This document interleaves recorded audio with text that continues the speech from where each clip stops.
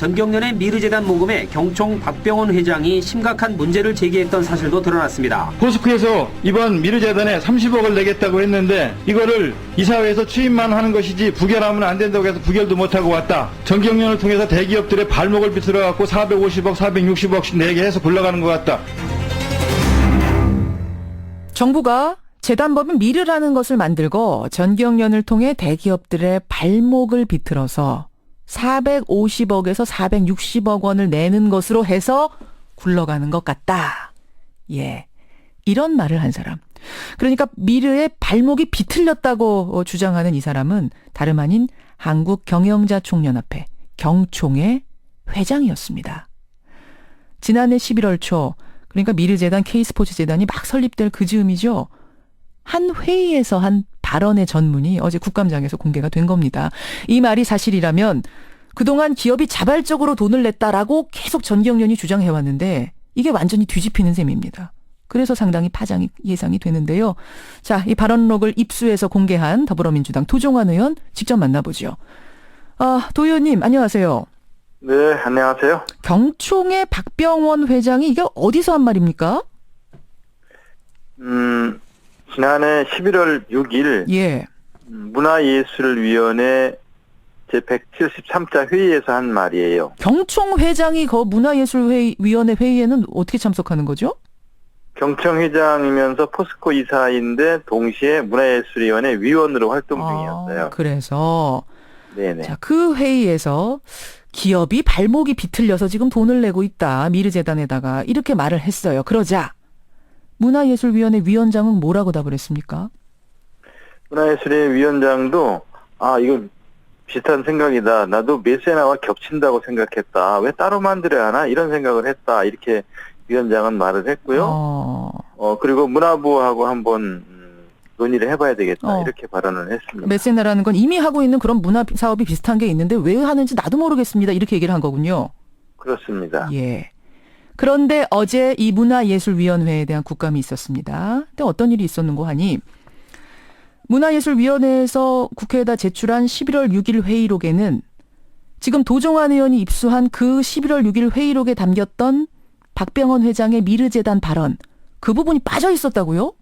네, 그렇습니다. 어떻게 된 건가요? 그 부분을 포함해서 전체 45쪽 중에서 14쪽을 삭제, 편집, 그리고 빼버린 채 보냈습니다. 같은 11월 6일의 회의록은 맞고요. 그렇습니다. 그럼 도 의원님은 그 원본을 어디서 입수하셨어요?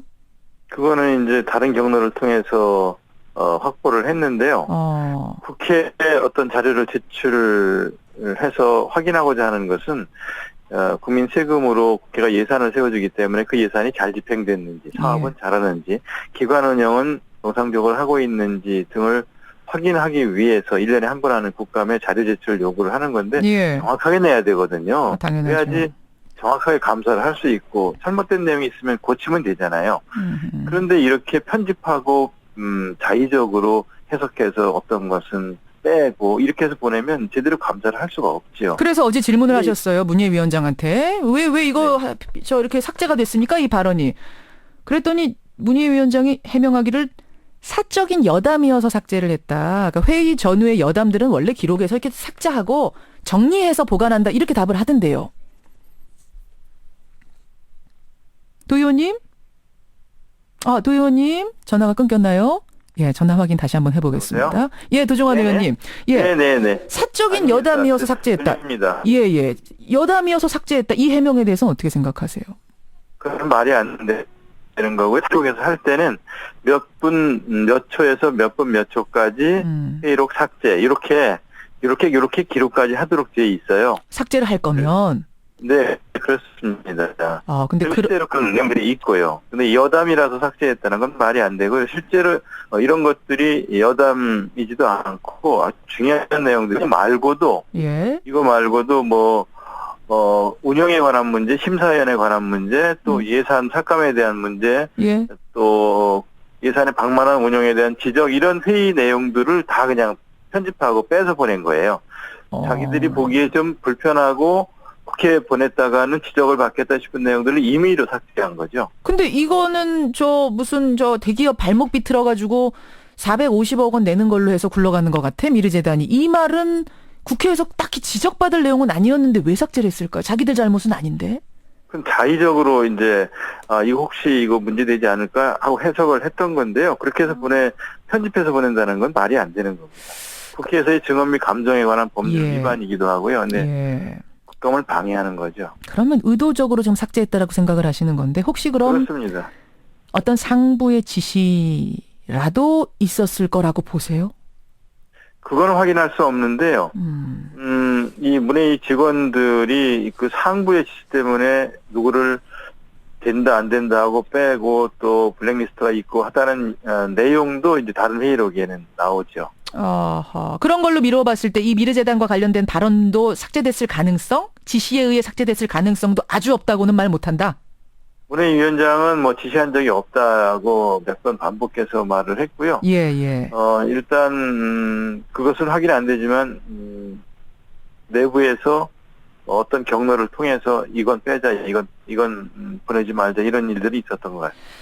근데 어제 경총의 박병원 회장도 한 언론과 인터뷰에서 이렇게 얘기를 했더라고요. 그냥 여담한 거다. 별뜻 없이 한 얘기다. 이러면서 본인이 그때 했던 얘기들을 애써 의미 축소를 하고 있던데 혹시 정말로 별뜻 없이 별거 아니었던 건 아닐까요? 그 발언이?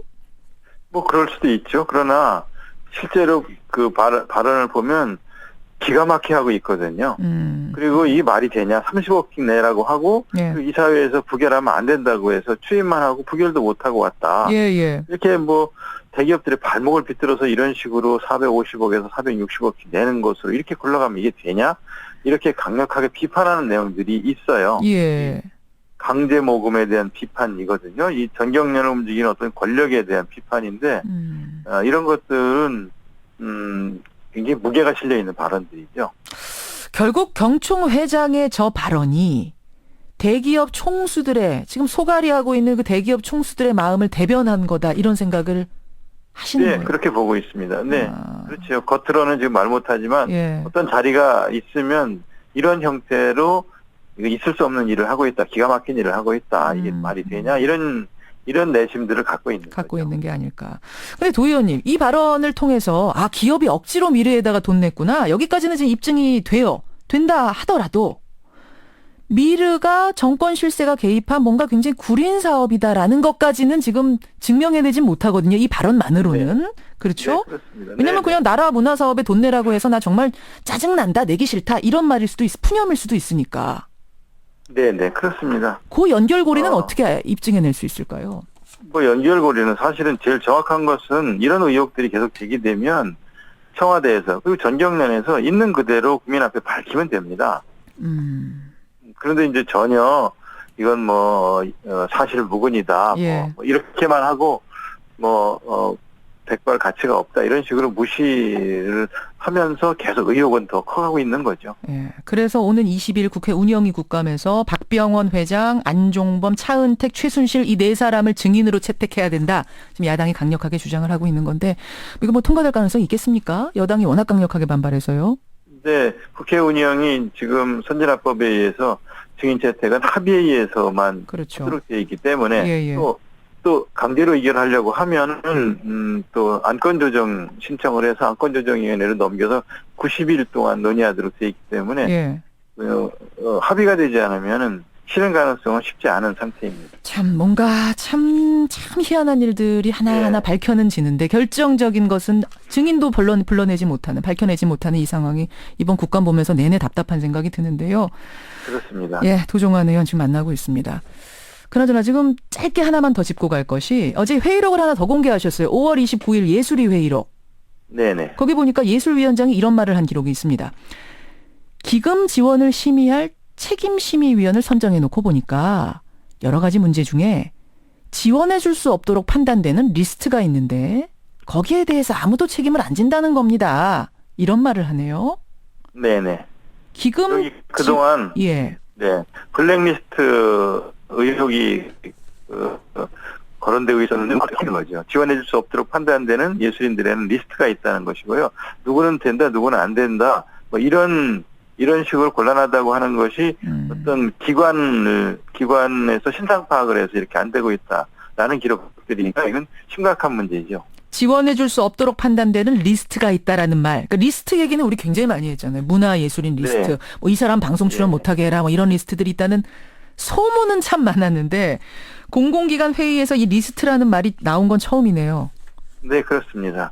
그리고 전에도 이은택 작가의 경우는 100점을 맞았는데도 탈락을 했고 이 또 작품이. 작가들 심의를 하는데 문예위 직원이 와가지고 이 사람들을 빼달라고 그래서 나 그런 명단 보여주지 말라고 그랬더니 갔다가 좀 이따 다시 와가지고 7명 꼭 빼라 이렇게 했다는 제보를 작년에 받아서 국감에서 이 문제를 다룬 적이 있거든요. 국감에서 다룬 적이 있죠. 예, 어떤 작가에 대해서 집요하게 포기를 종용하고 심사위원들에게 재심사해달라고 하고 발표를 2달씩 미루고 예. 그리고 그러다가는 안 된다 그러니까 문예위 직원들이 직접 작가를 만나서 포기를 종용하고 예. 그리고는 이제 포기서를 자기들이 그 컴퓨터에 들어가서 자기들이 제출하고 그래서 나중에 징계를 받은 적이 있어요. 이렇게 왜 이렇게 집요하게 이런 식으로 운영할까라고 봤더니 어떤 기관에서 된다 안 된다라고 하는 명단이 있고 그 명단 리스트에 들어있는 사람들은 이렇게 해서 불이익을 주고 그 기관이 어떤 기관입니까? 그 어떤 기관이냐고 물어보니까 제대로 답변을 안 하는데 어떤 문건에 보면 청와대라고 돼 있어요. 하나 있습니다. 참 그렇군요. 이렇게 해서 어제 중요한 회의록 2가지가 세상에 공개가 됐습니다. 여기서 그치지 말고 그 이후의 의혹들 더 밝혀주실 것을 부탁드리겠습니다. 네. 예, 고맙습니다. 고맙습니다. 더불어민주당 도종환 의원이었습니다.